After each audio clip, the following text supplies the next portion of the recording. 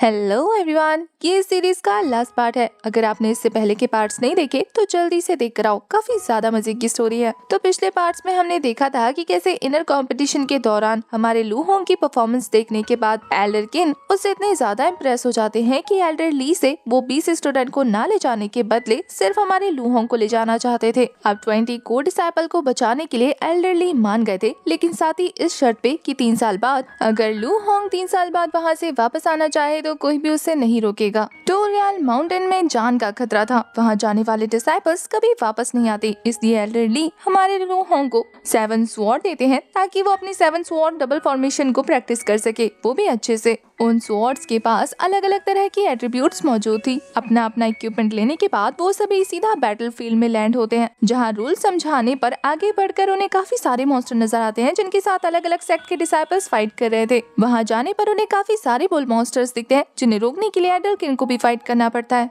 इस पार्ट की स्टार्टिंग में हमें मैट्रिक्स टावर को दिखाते हैं, जहाँ पर सारे कल्टिवेटर्स फाइट के बाद जाकर रेस्ट करने वाले थे। उस पूरी जगह पर एक प्रोटेक्टिंग बैरियर लगा हुआ था जिससे मॉन्स्टर आकर उन लोगों पर हमला न कर पाए। अंदर एंटर होने के बाद एल्डर किन अंदर मौजूद स्टूडेंट से कहते हैं कि अब न्यू कमर्स के रेस्ट करने की बारी है, इसलिए अंदर मौजूद सारे डिसाइपल्स बाहर जाकर फाइट करें। एल्डर किन के इस अनाउंसमेंट पर तेजी से बच्चे वहाँ से निकलकर फाइट करने के लिए बाहर पहुँच जाते हैं। तभी अंदर जाते हुए उन्हें एक टेंट में से 2 लड़कियां घबराती हुई बाहर आती हुई नजर आती हैं। उन लड़कियों को देखकर कोई कुछ भी समझ पाता कि तभी अंदर से एक और डिमोनिक कल्टीवेटर बाहर आकर उन्हें कहता है कि मुझे तो आराम भी नहीं करने दिया, ये लोग तो कुछ ज्यादा ही जल्दी आ गए। तभी उसकी नजर हमारी सीनियर सिस्टर जाओजुन पर पड़ती है, जिनकी खूबसूरती देखने के बाद तो इसके मुंह से लाल टपकने लगी थी। वो अपने गंदे इरादे शो करते हुए कहता है कि ये लड़की तो सच में कमाल की दिख रही है। इससे पहले कि वो कोई एक्शन ले पाता तभी उसके सामने एल्डर किन आ जाते हैं, जो काफी गुस्से में उसे शो करते हुए कह रहे थे कि अगर उसने ऐसा सोचा भी तो वो उसे चीर फाड़ के रख देंगे। एल्डर किन की कल्टीवेशन काफी ज्यादा थी, जिसका मुकाबला ये डीमन कल्टीवेटर नहीं कर पाता, इसलिए वो दुम दबाकर वहाँ से भाग जाता है। उसके वहाँ से जाते ही वो दोनों लड़कियां भी उसके पीछे पीछे वहाँ से रवाना हो जाती है, जिन्हें देखने के बाद हमारा लू होंग यही सोच रहा था कि यहाँ पर जानलेवा मॉन्स्टर के साथ साथ हमें इन डीमन कल्टीवेटर्स के साथ भी फाइट करना होगा। वैसे उन दोनों लड़कियों की हालत देखकर ऐसा लग रहा है जैसे यहाँ पर सरवाइव करने के लिए उसने उस डीमन कल्टीवेटर के साथ किसी तरीके की कोई डील की है, तभी तो वो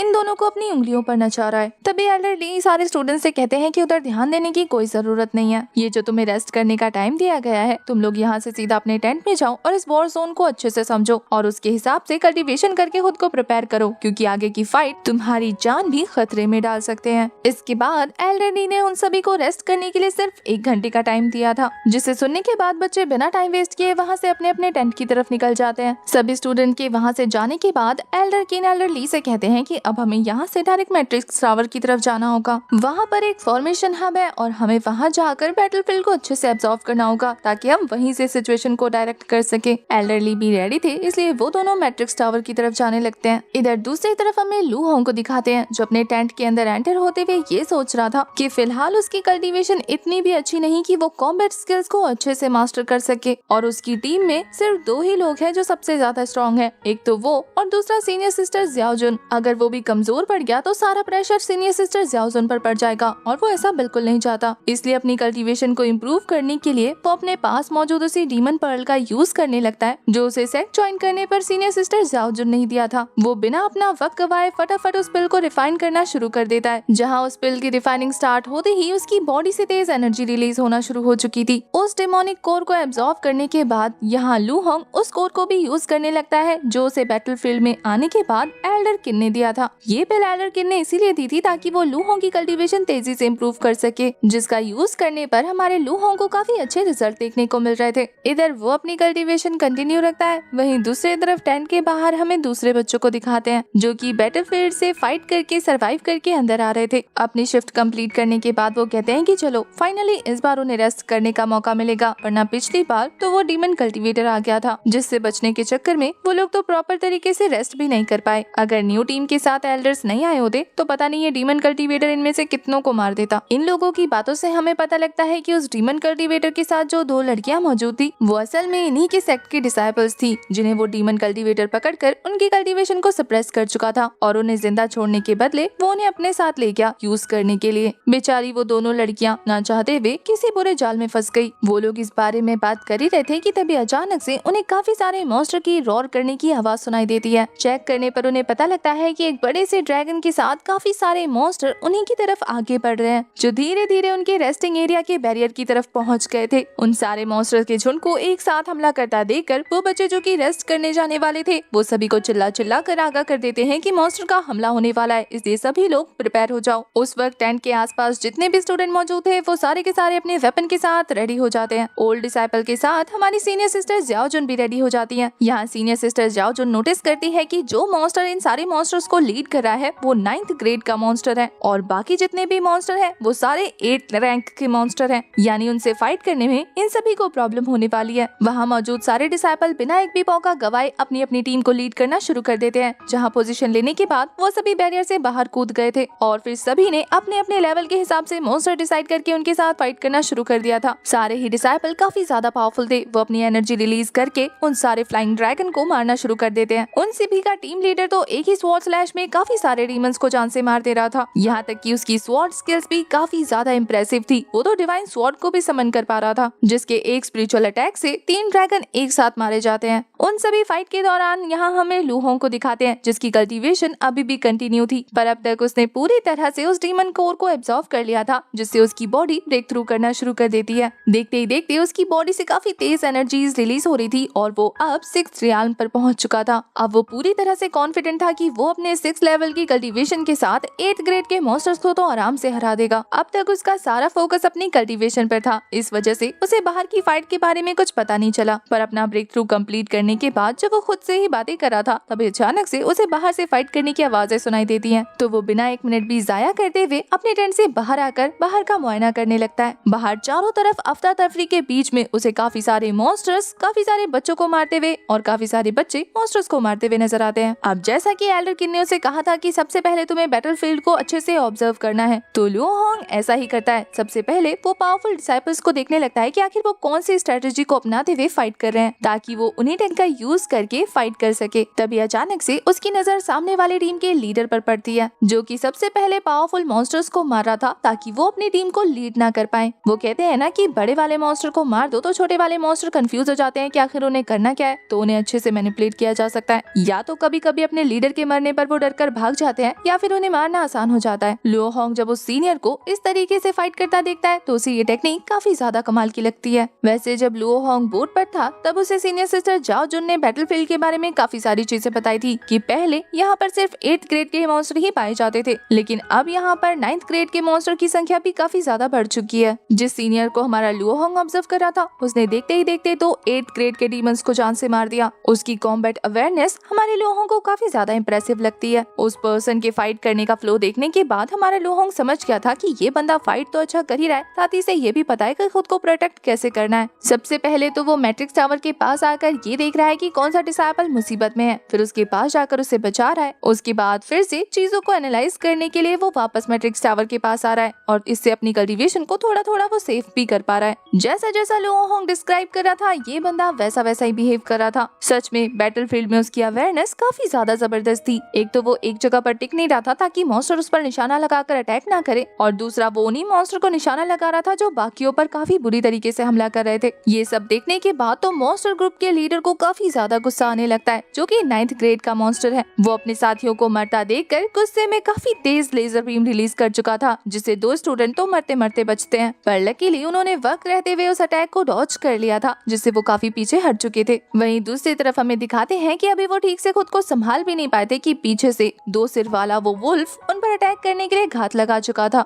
यहाँ ये दोनों डिसाइपल्स जो पहले से ही काफी देर तक फाइट करके आए थे, उन्हें रेस्ट करने का मौका नहीं मिला और अब उनकी स्पिरिचुअल एनर्जी काफी ज्यादा कम हो चुकी थी। वो दोनों समझ जाते हैं कि वो और मॉन्स्टर के साथ फाइट नहीं कर सकते, नहीं तो वो काफी बुरी तरीके से घायल हो जाएंगे। लगातार फाइट करने की वजह से उनकी बॉडी वीक हो चुकी है, अब वो और ज्यादा मूवमेंट नहीं कर सकते। तभी उन्हें प्रोटेक्ट करने के लिए सीनियर सिस्टर ज्याओ जुन उनके सामने आ जाती है, जो उन दोनों से कहती है कि तुम दोनों बेफिक्र रहो, इस मॉन्स्टर को मैं संभाल लूंगी, तब तक तुम दोनों थोड़ी देर के लिए ब्रेक ले लो, तुम्हें खुद को और ज्यादा पुश करने की कोई जरूरत नहीं है। पर सीनियर सिस्टर ज्याओ जुन की बातों के दौरान ही वो वुल्फ पीछे से उनके काफी पास पहुंच चुका था। इससे पहले कि वो उन पर हमला करता, तभी तेजी से एक स्पिरिचुअल स्वॉर्ड आती है और वो उस वुल्फ के साथ साथ साथ सामने वाले ड्रैगन को भी जान से मार देती है। ये स्वॉर्ड और किसी की नहीं बल्कि एल्डर किन की थी, जो अपनी फ्लाइंग स्वॉर्ड के साथ वहाँ आते हुए कह रहे थे कि तुम लोगों की बैटल अवेयरनेस और कॉम्बैट स्किल्स दोनों ही काफी ज्यादा कमजोर है। अगर इसी तरीके से कंटिन्यू करोगे तो कोई ना कोई बीस तुम्हें जान से मार ही देगा। यहाँ एल्डर कमांड संभालते हुए अपनी स्वॉर्ड से एक जबरदस्त स्लैश लगाते हैं, जिससे वहाँ पर एक बुल मॉन्स्टर देखते ही देखते मारा जाता है। हमारे एल्डर किन की कल्टीवेशन काफी ज्यादा स्ट्रॉन्ग थी, इसलिए उनके ऑरा को सेंस करने के बाद वो मॉन्स्टर उनसे डरकर वहाँ से भागना शुरू कर देते हैं। उन्हें वहाँ से ज्यादा देखकर एल्डर किन यहाँ सब पर भड़कते हुए कह रहे थे कि तुम सभी को अपना ख्याल खुद रखना होगा। हर बार बैटलफील्ड में आकर मैं तुम्हें नहीं बचाने वाला। एक बार जब तुम बैटलफील्ड में एंटर हो जाओ तो फिर तुम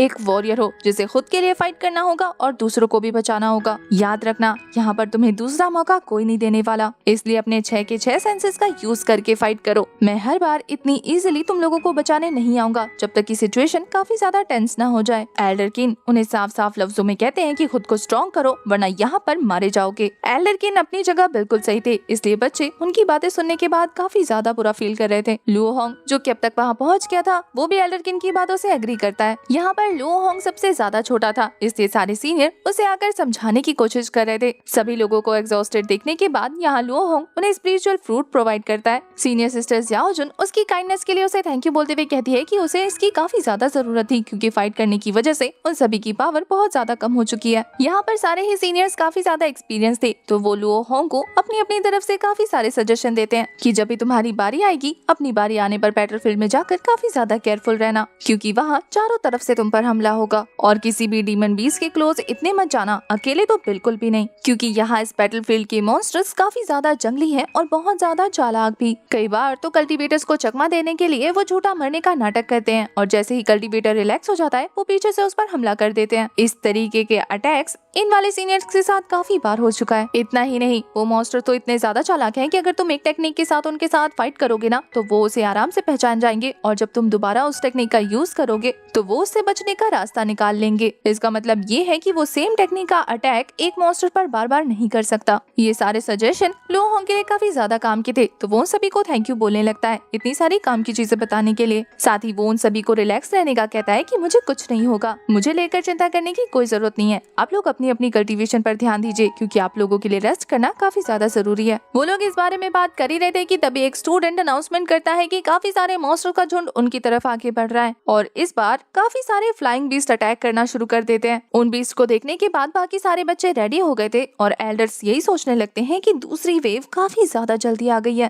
ऐसा तो अब तक कभी नहीं हुआ था। यहाँ दूसरी तरफ हम दूसरे टीम के लीडर को देखते हैं, जो अपनी स्वॉर्ड टेक्निक का यूज करते हुए एक साथ मल्टीपल स्लैशेस का यूज करके उन फ्लाइंग ड्रैगन्स को जान से मारना शुरू कर देता है। जहाँ उसके एक ही स्लैश से 3 ड्रैगन का नामो निशान मिट चुका था, वहीं चौथा वाला फ्लाइंग ड्रैगन उस अटैक को डॉज करते हुए तेजी से सीनियर सिस्टर याओ जुन की तरफ आगे बढ़ रहा था। वो भी अपने स्वॉर्ड में एनर्जी रिलीज करते हुए फाइट के लिए पूरी तरह से तैयार थी। तो जैसे ही वो ड्रैगन अपनी फायर रिलीज करता है, वो भी अपने स्वॉर्ड से स्पिरिचुअल लेजर रिलीज कर देती है। जैसे ही दोनों अटैक आपस में टकराते हैं, काफी जबरदस्त ब्लास्ट क्रिएट हो जाता है, पर इस खतरनाक अटैक से उस ड्रैगन को कुछ नहीं होता, बल्कि वो तो सीनियर सिस्टर याओ जुन के काफी ज्यादा पास आ जाता है। वो ये देखकर बहुत ज्यादा डर जाती हैं। उनके कुछ भी रिएक्ट करने से पहले तभी वहाँ पर फिर से एक स्पिरिचुअल स्वॉर्ड आती है और उस ड्रैगन का नामो निशान मिटा देती है। ये और कोई नहीं बल्कि एल्डर किन थे, जिन्होंने प्रॉमिस किया था कि वो इन डिसाइपल्स को कुछ नहीं होने देंगे। तो वो फिर से सीनियर सिस्टर याओ जुन को प्रोटेक्ट करते हैं। यहाँ हम दूसरे सेट के लीडर को देखते हैं, जो कि काफी ज्यादा पावरफुल था। वो एक खतरनाक एनर्जी रिलीज करके अपनी स्वॉर्ड फॉर्मेशन का यूज करके सामने मौजूद ड्रैगन को जान से मार देता है। अब तक एल्डर के बाद बैटलफील्ड में जो सबसे ज्यादा पावरफुल दिख रहा था, वो यही लीडर था, जो अपनी टीम को लीड करते हुए कहता है कि अगर जिंदा रहना चाहते हो तो अटैक करो। उसके ऐसा कहने पर सभी लोग तेजी से अटैक रिलीज करना शुरू कर देते हैं। काफी सारे लोगों के एक ही ड्रैगन पर बार बार अटैक करने के बाद जब वो फाइनल अटैक थ्रो करता है, तो वो ड्रैगन भी मारा जाता है। सेकंड वेव में आए सारे मॉन्स्टर्स को उन लोगों ने मिलकर हरा दिया था।